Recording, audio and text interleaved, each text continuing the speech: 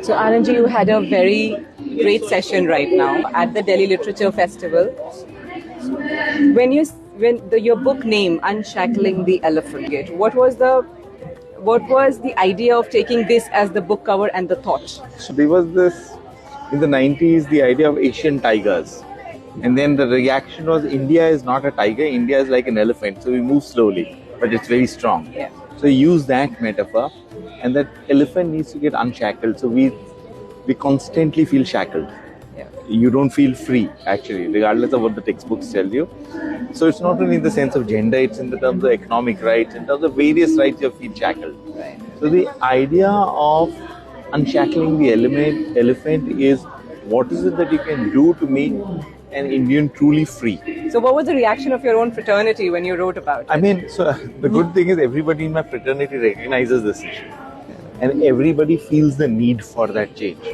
You do sense that if there is no change and if it is going to be status quo, this country will struggle to exist as a country. Because there will be so much injustice in various parts of the country. The injustice will come about in various ways. The governments will have some labels for those people that revolt and rebel. But the injustice is not there, rebellion will not be there. Yeah. The economy looks like expanding rapidly on paper. How well paid do you think people feel that they are? There'll be jobs, but they're jobs that you don't want to do. Now, you just said that legal is a very important part of our constitution. Now, how does one raise a voice if with all, then who'll get into all of it and all of that stuff? What do you know? So one, I would not give the constitution as much importance as you gave it.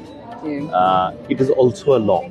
So it's not that the laws don't exist because of the constitution.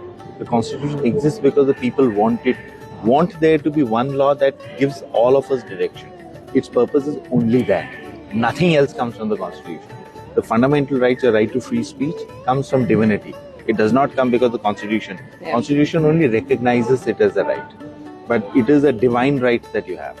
Your other question was, with regard to the law, is that the laws are so out of reach that they're difficult to, they seem to be in the textbook. Yes. And people, lawyers like me, talk about it. Yes. But they are not accessible to you. True. That's the entire thing that my book is about.